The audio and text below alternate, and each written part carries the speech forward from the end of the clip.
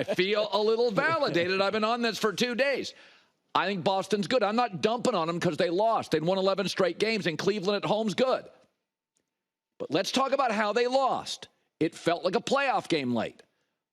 Did it not? Jayson Tatum, too often big spots, has an advantage and settles for a spot or doesn't have aggressiveness, right? He settles for a fall away. So last night, 1-point game, here's 6'8", first-team All-Pro, Jayson Tatum.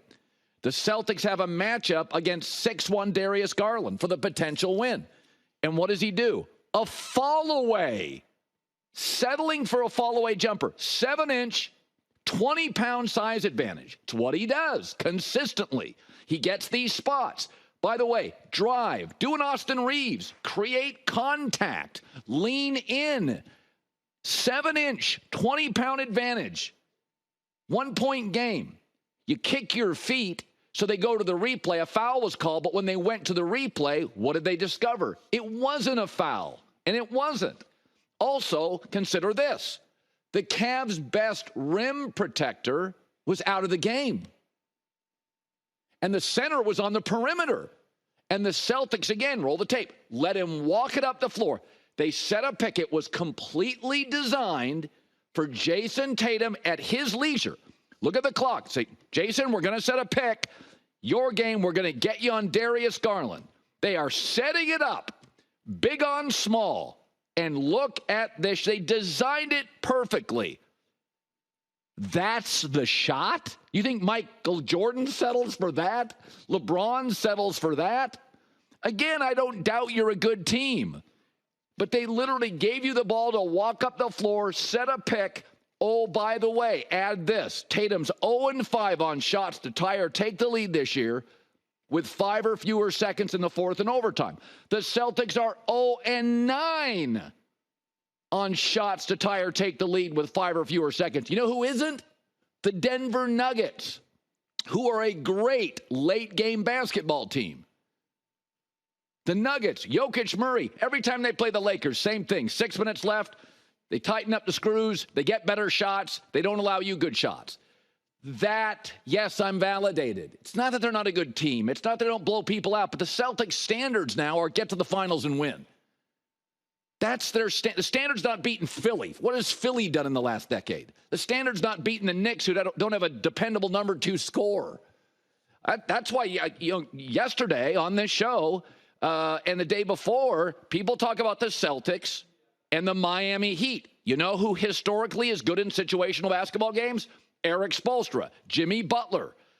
Miami is very good in those close games. Over the years, elite coach, big shot maker in Jimmy Butler. So, again, this goes back to what I said. I don't trust them in close situational games, and their standard is the Celtics. It's get to the finals. And, this last night, that was the greatest example. Now, they also blew a 22-point lead in the fourth. But again, teams blow leads. It happens. In a 3-point world, you can lose a 12-point lead in 4 shots.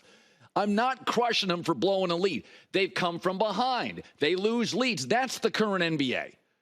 Games go, Phoenix, Denver, it's all over the map. That's the way it said last night. Phoenix, Denver was just a game of runs. But when you get that moment, 6'8" against 6'1", 20-pound advantage, they set a pick, the whole arena, and this is the shot for a guy who too often settles for average shots in big moments. Celtics 0-9 this year on that shot.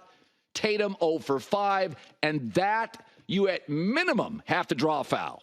2021 Buffalo Bills made the comp 2-3 days ago. Blowout wins up and down the board. By the way, Celtics lead the NBA point differential this year. They led the NBA last year in point differential. The year before, they were number 2 in point differential. That's the 2021 Bills. They're blowing everybody out. Kansas City was winning the close ones.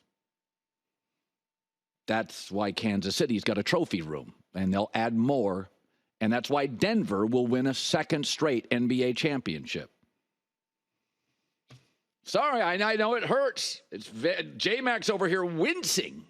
He's holding back nausea. But I keep beating on this thing. And I know you're saying, Colin, they on 11-game winning streak, that's fine. The East, I think, what are they, like 33-6 against the East? I mean, give me a break. Who cares? None of these teams in the East have a chance to win the championship. Miami is always a wild card. It's Miami, it's Spoelstra, it's Butler, it's Riley, it's Bam. They have a way of just figuring things out and getting good late. It's about games like last night. All right. So this is the headline. This is not my opinion. My wife gets very upset with me when I criticize the Chicago Bears. And I'm like, honey, they're not well owned. They're not well run. They're not well quarterbacked. Can't you pick another team? So this is the headline. This is not my opinion.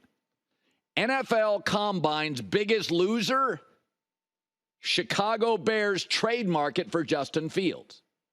So because Michael Penix and J.J. McCarthy had such a great combine, and the Broncos now have released Russell Wilson, he may be available to play almost for free for a team. The market has, according to the story, sort of dried up on Justin Fields. So J-Mac and I disagreed on this. I never thought Justin Fields had a huge market. He's 10-28. He was so badly outplayed by Jordan Love in the final game of the year, where Jordan Love was 27-32, 2 touchdowns, no picks, 316 yards, 128 passer rating, and Fields was average again. Fields is the worst quarterback by a wide margin statistically in his division between Goff, Love, and Cousins. Our staff put together the stats this morning. Kirk Cousins threw for more touchdown passes in half a season. So Chicago is like a bad poker player. They've got an unsuited 2 and a 7 in Texas Hold'em, and they're trying to fool everybody. Oh, we got aces up our sleeve. No, you don't. Caleb Williams is really good. Justin Fields is not. In 3 years, he's never, ever averaged 200 yards passing a game. And they've given him tight ends. They've given him receivers. The O-line was ranked middle of the pack. The division was a bad defensive division. There is no bluff. And so here's Chicago. I mean, the Broncos reportedly this morning let Russell Wilson, before they released him, call teams. They're trying to move him now. They want it out of the building. They want to pivot to the new quarterback. And here's the Chicago Bears. We've got aces up our sleeve. I saw a headline this morning. Bears open to waiting on Justin Fields' trade until Cousins and Mayfield sign. Ask yourself, what did the well-run Niners do? What did the well-run Niners do? They quickly moved off Trey Lance. I mean, really quickly. They got the distraction out of the building, they pivoted to Brock Purdy, and they got a 4th-round pick. What did the well-run L.A. Rams do? They traded 6 picks for Jared Goff and then paid him $134 million and moved off him once he got to a Super Bowl. They moved off him. Standards. San Francisco standards. What did the Eagles do? Standards, high standards, well-run Eagles. Carson Wentz paid him a fortune, moved off him, got a 3rd and a conditional pick that became a 1st. And the Bears with Justin Fields. We got aces up our sleeve. We got leverage over here. None, 0, none. 10-28. Look at the numbers again. 4th most productive quarterback by a wide margin in his division. You've got no leverage, no power. And the story this morning, Bears just going to keep on waiting. You know, don't do that. We're gonna push all our chips in on Justin Fields. I've said this before. Justin Fields is a sunk cost. The 11th pick, 3 other picks, whatever you had to get up, it's a sunk cost. It's over. That's how the Niners looked at it. That's how the Rams looked at it. That's how the Eagles looked at it. Picks, money, it's a sunk cost. It's done. Do like the dealer in Vegas. You know, like I'm out. So you cannot overcome bad ownership and empty suits in a front office.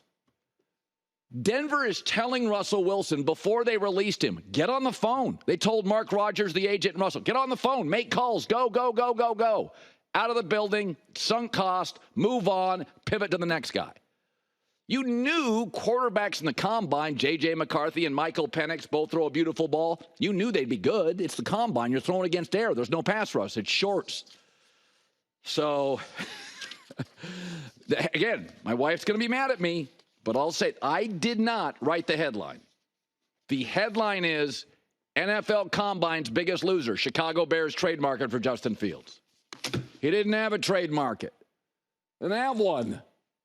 I mean, Atlanta, I think, is tasty. Atlanta is interesting, but now Russell Wilson's out there, and he may play for a nickel, and Kirk Cousins is better.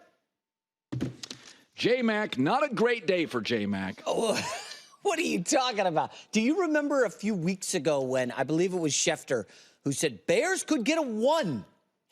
Hi, everybody. It's me, Uncle Colin. Subscribe here to get the latest from the herd, including exclusive behind-the-scenes videos and more, wherever you may be, however you may be watching.